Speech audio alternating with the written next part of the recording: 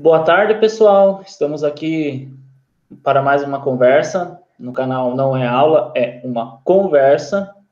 Eu sou o professor Giacomo, professor de História. Estou aqui de novo com convidados que já participaram da nossa conversa, principalmente sobre esse tema que ainda nós estamos falando, tem muita coisa para falar, sobre a Segunda Guerra Mundial. Então, eu vou apresentar para vocês o professor Ivan, pode se apresentar, o professor Odair também, e aí a gente já dá início ao nosso tema desse vídeo. Gostaria de cumprimentar a quem está nos assistindo, o professor Odair, e agradecer ao professor Giacomo pelo convite. Sou o professor Ivan, também sou professor de Filosofia e de História, e estamos aí para conversar um pouco sobre a Segunda Guerra Mundial. Boa tarde, Giacomo e também professor Ivan. Estamos aí. Eu sou professor da Universidade Federal da Fronteira Sul, trabalho lá com o curso de Filosofia, Pedagogia, coordeno atualmente o programa de pós-graduação em Educação, e estou aí, sou natural aí dessa região de Mundaí, e estou aí participando agora já pela segunda vez aí com o Giacomo, com essa bela iniciativa dele de fazer esses vídeos, né?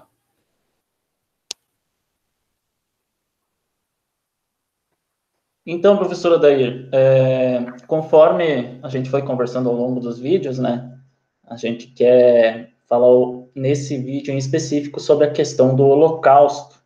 E aí a gente foi conversando, eu fui conversando com o Ivan, ele foi me dando algumas dicas e até a gente chegou ao teu nome por você ir visitar alguns locais e ver com os próprios olhos, porque assim, até antes, né, você já mostrou, e daqui a pouco você vai aí mostrar umas imagens, a gente fala para os alunos, às vezes, e mostra um vídeo, só que não é o mesmo impacto de uma pessoa, por mais que queira, que a nossa aula, a gente quer passar o impacto do que foi a Segunda Guerra Mundial e todas essas coisas, às vezes os alunos ficam meio assim, ou até outras pessoas que a gente conversa, diferente de uma pessoa que realmente vai presenciar aquilo. Porque eu já vi pessoas falando sobre quando foram visitar os campos ou os prédios onde eram os campos de que era uma questão de energia tão negativa que eles chegavam até a passar mal. E isso, assim, uma pessoa que esteve lá, ela tem uma experiência diferente do que eu, por exemplo, que estuda, sabe de toda a desgraça, mas não sentiu tão presente como se estivesse visitando. Tem pessoas que não precisam disso. Eu, talvez, se eu fosse visitar, eu teria uma impressão ainda mais pesada do que foi. Então, eu gostaria que você falasse um pouco sobre essa tua experiência, além, lógico, de um conhecimento que você tem sobre esse tema. Perfeito, Giacomo.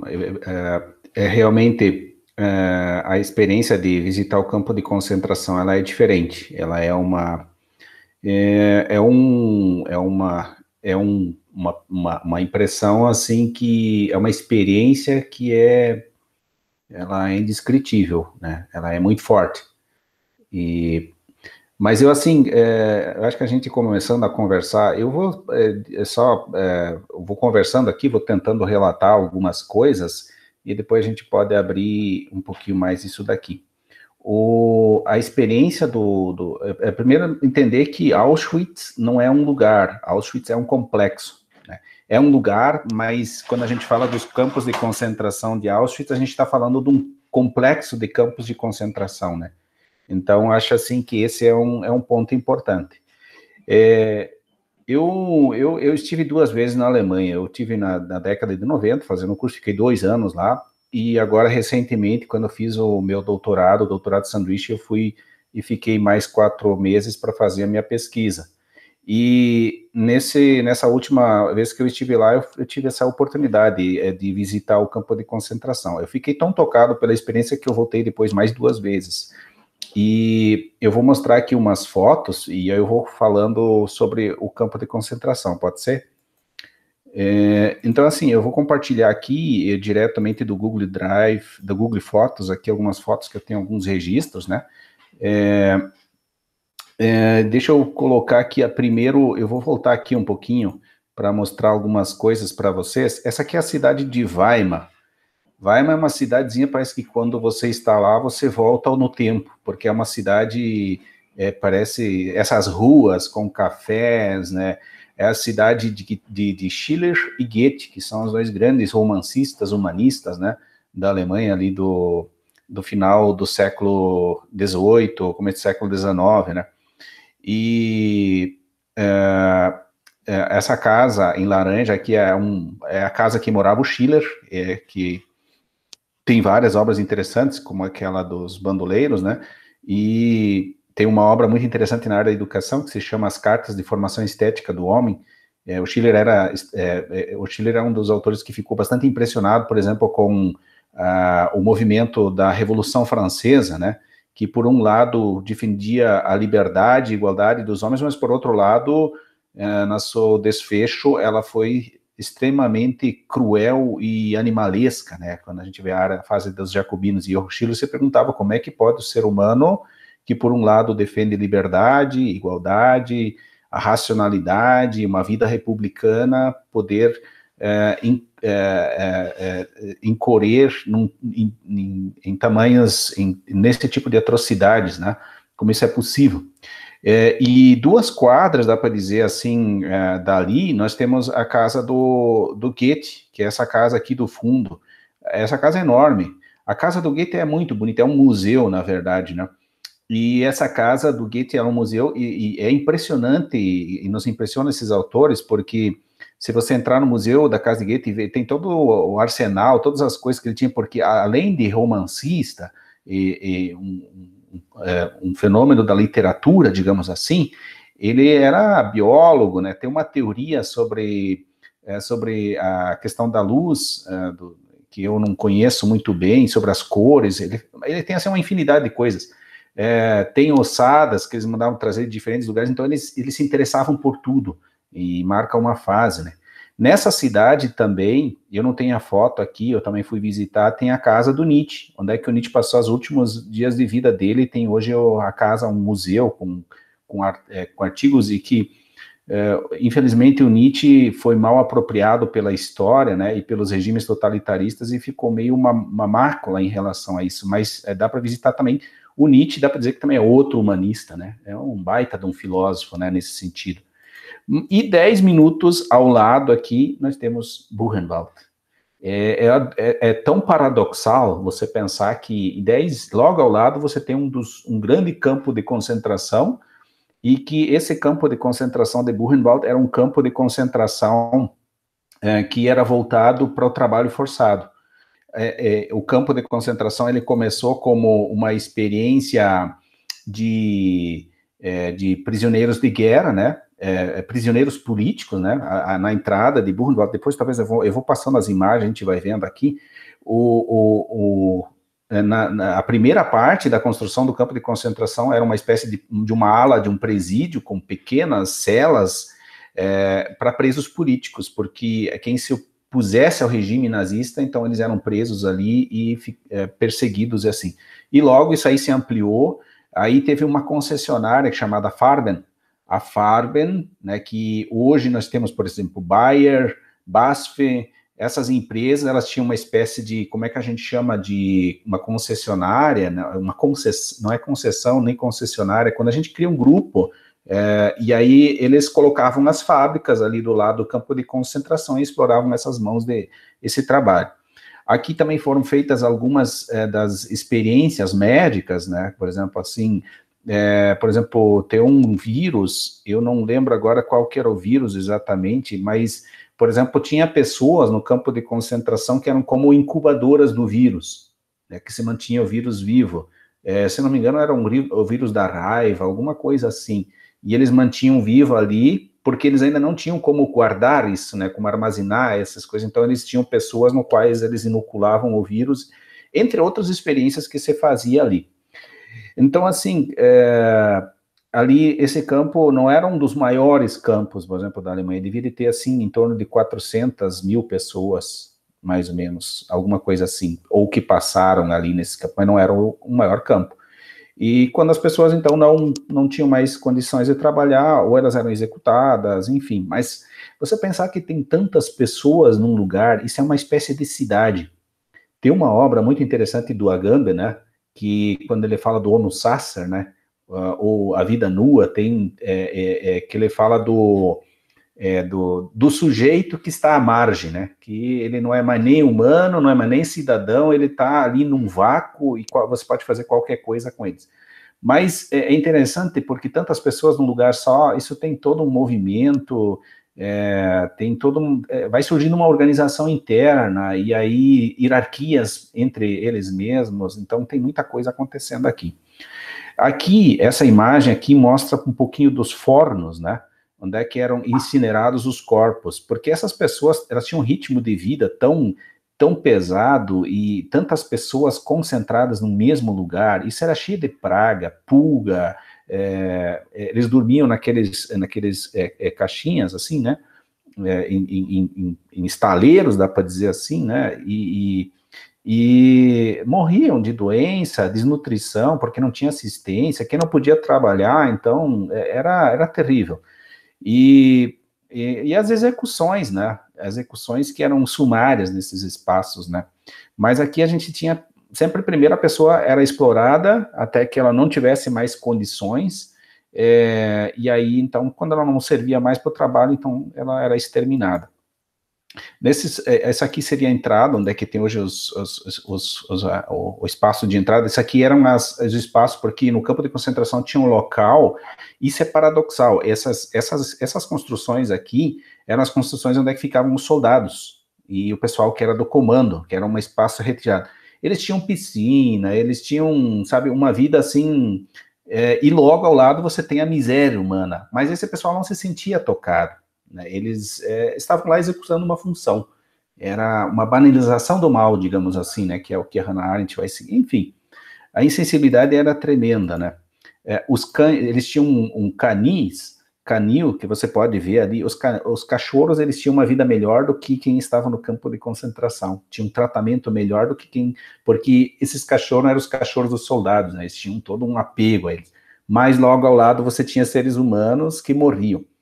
E por incrível que pareça, gente, só para vocês terem uma ideia, eram 35, 36 nações de pessoas de 35, 36 nações que estavam ali. Não eram só judeus, eram ciganos, homossexuais, era gente de tudo que era local.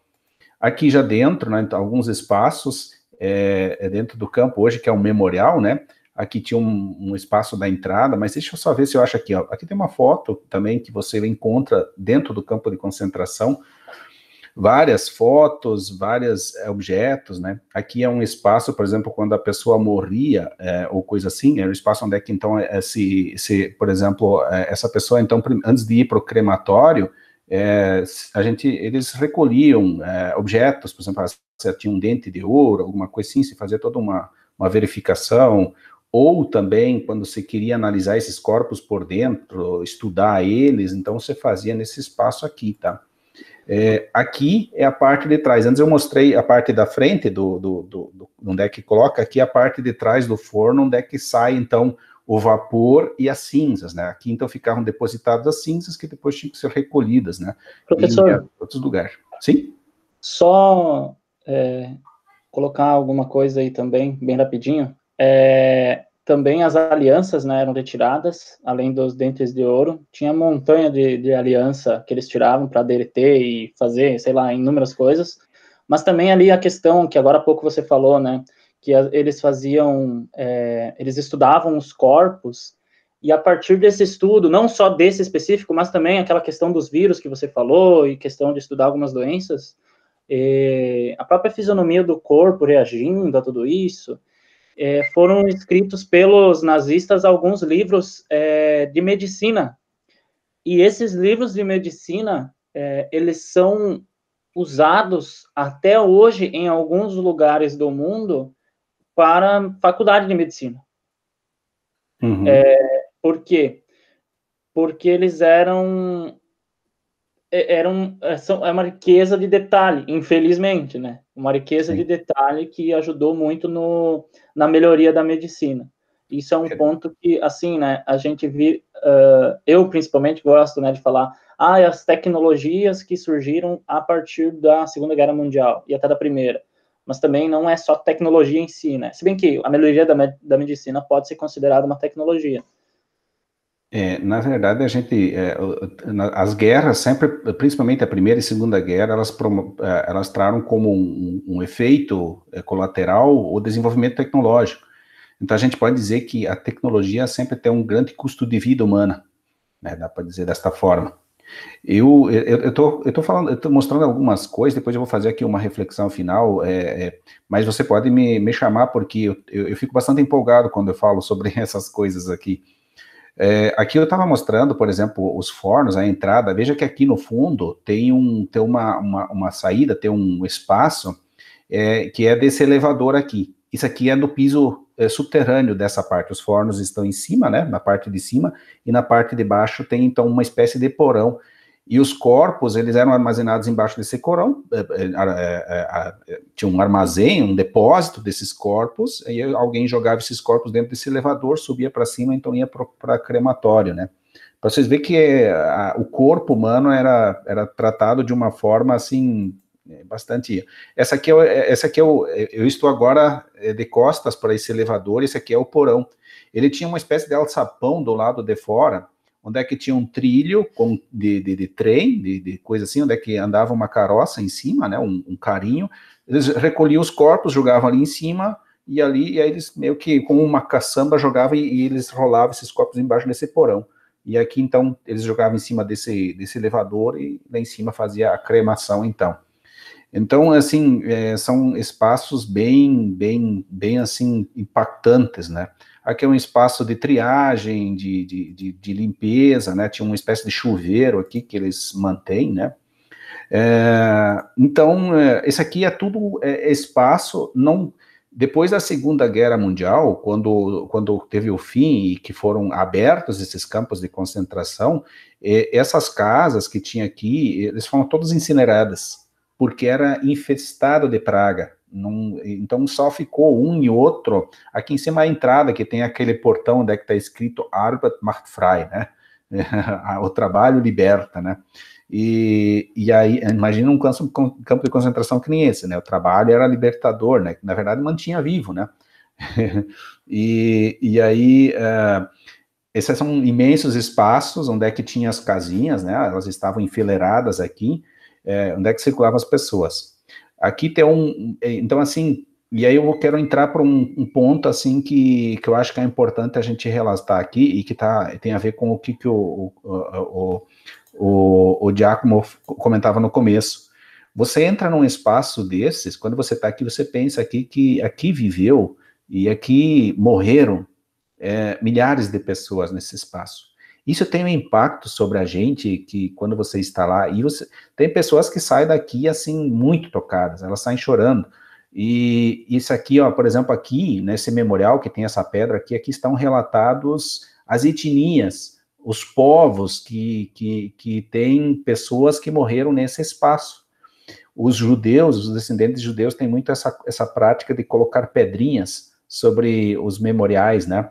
Naquele filme, A Lista de Schindler, no final da lista, lá no final do filme, eles passam, então, depositando pedras, assim, no sentido é uma homenagem, é um referencial que se faz essas almas que se perderam ali, né? Então, tem nome de pessoas, enfim, e aí, assim, quando você está nesse espaço vazio agora, né? A pergunta que a gente se faz, e que eu me fazia, e que eu acho que a gente se toca, é o que essas pessoas fizeram de erradas, que tiveram que penar e sofrer aqui. E a única resposta para isso, e que deixa a gente sem chão, é que elas só nasceram no lugar errado. Só isso. Elas não cometeram nenhum crime. Você ser, por exemplo, de uma religião, você ser judeu, isso não é um erro. Não é errado, você nasceu num contexto, é isso que aconteceu, essa é a culpa que eles tinham. E não podia fugir, porque as pessoas eram cercado, tinha guarita, você morria, né? Então é sinistro, assim, quando você pensa essas coisas. Então tem uma parte lá do museu, e assim, o que toca muito, por exemplo, cada objeto, cada coisa que tem no museu, você não fala de um povo, você não fala só de pessoas, assim, eram judeus, não.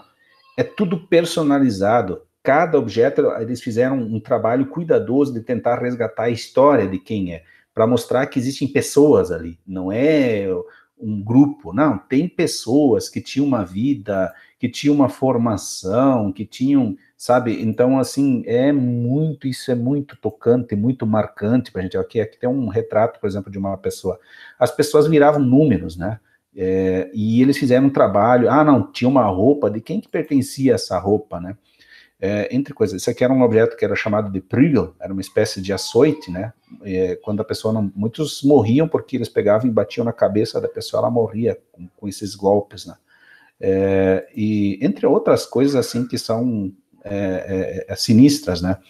Tem uma coisa aqui, assim, ó, deixa eu mostrar esse daqui, eu vou passar só algumas coisas, porque eu tenho muita coisa sobre isso daqui, né.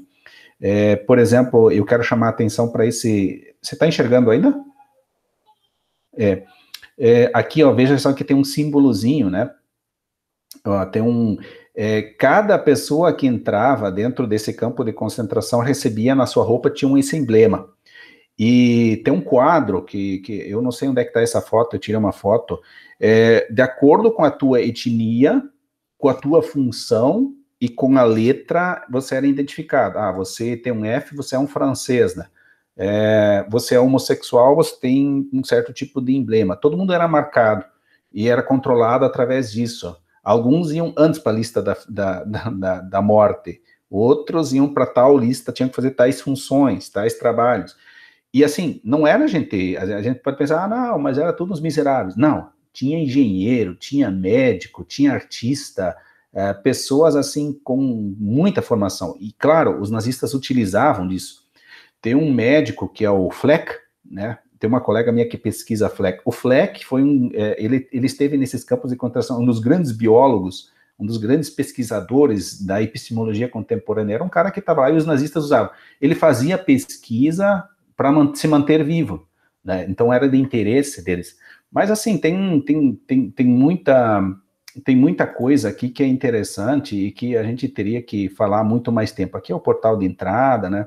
Aqui estão as celas dos presídios, né? Então, assim, mas é uma experiência profundamente tocante, que eu acho que, assim, que nos impressiona muito, porque nos deixa, assim, de longe de todas as experiências da minha vida, assim, uma das experiências, eu diria assim, das mais impactantes que eu fiz na minha existência e na minha vida foi ter visitado esse campo de concentração.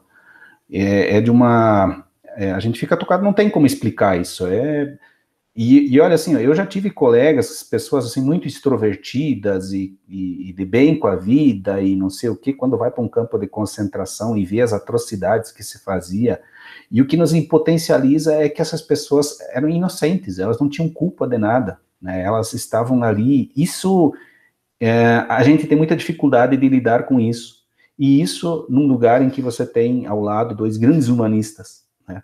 Para tu ver como que o ser humano, ele sempre tem esses dois lados consigo, né? Ele tem esse lado que é perverso, animalesco, egoísta, e que é constitutivo do ser humano. Mas, por outro lado, ele tem um lado inteligente, sagaz, mas que pode se verter quando ele se põe à função do seu egoísmo, da sua ignorância, muitas vezes, ele pode se tornar perverso, né? E aí, assim, só para, eu não sei, eu estou falando bastante aqui, Ivan e colegas, Giacomo, mas é um assunto que me impressiona bastante. E na filosofia a gente tem discutido muito isso, na educação, né? O Adorno tem discutido, a escola de Frankfurt tem discutido muito isso, né? A própria Hannah Arendt, que foi uma das pessoas que fez a cobertura do julgamento do Eichmann, né?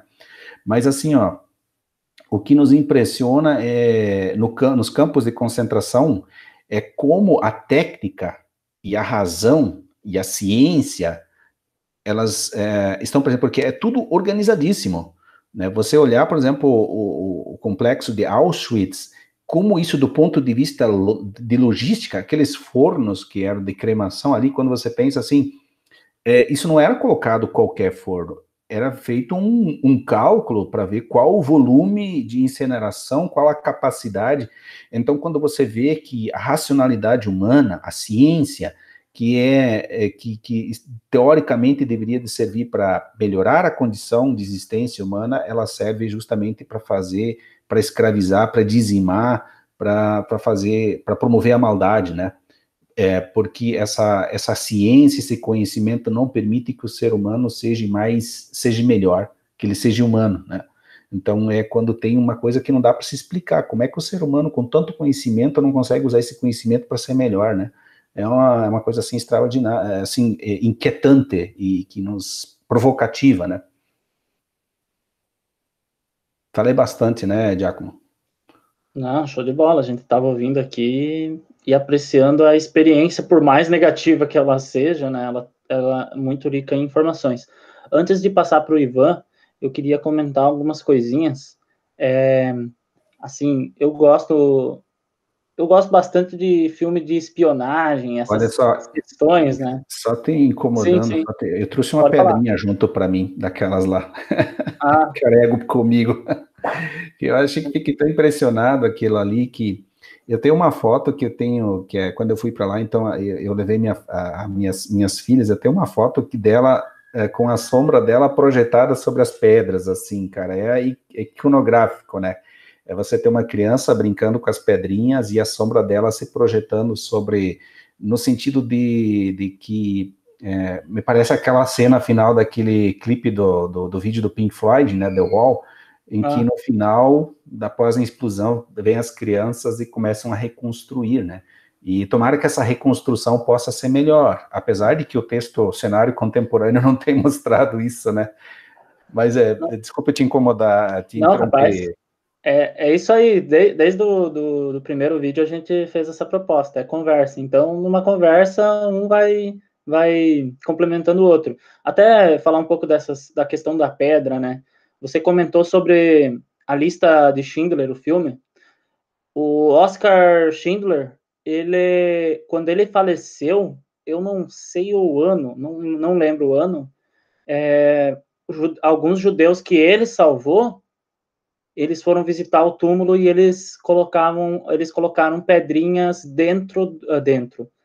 em cima do túmulo. E isso é um pouco assim, mais ou menos, é retratado no final do filme mesmo, a lista de Schindler. Mas se alguém aí que está vendo o vídeo agora se interessar em pesquisar, lógico, o filme eles não conseguem colocar tudo, mas essa parte, o Oscar Schindler, por exemplo, ele foi o único membro do partido nazista que ele ganhou homenagem de Israel, se eu não estou enganado, mas eu acho que foi do governo de Israel. Mas, enfim, voltando a falar a questão de espionagem, né, o professor mostrou com as imagens, e a gente tinha conversado bem pouquinho sobre os campos de concentração. O mundo ainda não tinha 100% de certeza se existiam e como existiam, como que funcionavam esses campos aí. Isso só mais para o final da guerra que eles tiveram 100% de certeza. Um pouco porque não queriam descobrir, e um pouco porque eles fecharam os olhos para a questão dos judeus. A gente até comentou um pouco nos vídeos passados, acho que o professor Ivan lembra, a gente conversou bastante sobre isso. Agora, então, o que eles tinham que fazer? Antes de colocar um ataque de libertação dos campos, eles tinham que saber como que era. Então, alguns, eu não vou lembrar, mas, por exemplo, tem 2 casos de espiões bem famosos. Um, ele se vestiu de mulher e ele conseguiu entrar dentro de um campo de concentração, ele fez anotações de como era, e depois ele simplesmente conseguiu sair do campo de concentração. E, lógico, por que ele se vestiu de mulher? Porque lá dentro ela era uma mulher estranha, mas quando ele sai, ele se tirou toda a roupa dele e conseguiu fugir. Até tem um caso que ele foi parado por soldados nazistas, mas eles... não, mas é uma mulher que estava estranha, não era um homem. E ele conseguiu fugir e relatou essas partes. Mas tem um outro também interessante, que é um cara Pode que ele... tirar umas fotos aqui enquanto que você fala, pode Ah, ser, sim, sim. Diaco? Sim, pode ser sim. Um cara que ele conseguiu, também um espião, ele conseguiu pular o muro de, eu não sei se bobear foi de Auschwitz mesmo. E ele pulou o muro, tirou um monte, ele foi junto com os que estavam lá em cárcere, tirou vários registros, escreveu e pulou o muro de volta e fugiu. Assim, parece uma coisa muito louca, impossível, mas, e eu também não estou ajudando, porque eu não estou falando o nome deles, mas é que eu não lembro do nome deles. Eu lembrei dessas histórias agora. Mas se vocês que estiverem vendo o vídeo quiserem pesquisar, é muito interessante essa parte do trabalho de espionagem para saber exatamente o que estava acontecendo dentro desses campos. Certo? Professor Ivan, quer fazer uma reflexão disso que o professor Odair falou? Fica à vontade agora. Queria primeiro agradecer ao Odair por partilhar esse momento conosco e refletir um pouco sobre esse impacto que esse fenômeno, e aí eu quero retomar essa ideia do professor Odair, de que Auschwitz, quando se usa Auschwitz, se usa como nome emblemático se referindo a esta catástrofe, esse fenômeno que foi os campos de concentração. E o que você mostra no início com Goethe, Schiller, que nos deixa assustado, é que a cultura alemã sempre foi uma das culturas mais eruditas, mais profundas.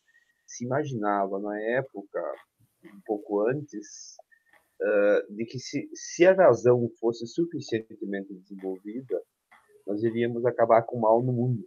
Isso era o ideal moderno.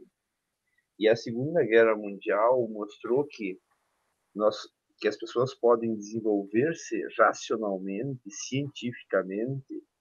Como você mostrou, isso tudo era milimetricamente calculado, os campos de concentração eram planejados, se usava muita inteligência para matar em grande escala. E esse matar sem motivo nenhum, isso assusta muito. Eu estava lendo alguns livros também sobre a Agamben, e ele fala que isso era muito... vinha o trem, você saía do lado direito, quem saía do lado direito era morto. Quem saía do lado esquerdo era mantido para trabalhar. E assim, às vezes, trocavam de lados muito aleatoriamente. E aí, algumas coisas assim que impactam nesse fenômeno é que um soldado alemão se sentia culpado quando ele sentia humanidade e pena de um judeu. E recentemente eu andei lendo uma filósofa norte-americana, Martha Nussbaum, que ela retrata, sobre essa perspectiva da Segunda Guerra Mundial, de agrupar, e aí eu vou citar um livro que ela cita, que é Otto Weniger, que era um judeu homossexual, que ele retrata a culpa de ser homossexual e se agregava, segundo Nussbaum, a feminilidade desses homens, se dava a eles um ar de feminilidade. E aí você descaracterizava ele, você tirava o cabelo dele, você tirava a roupa, você dava um número, que nem o professor Odair mostrou, você deixava ele sujo, repugnante, e aí era mais fácil matá-lo.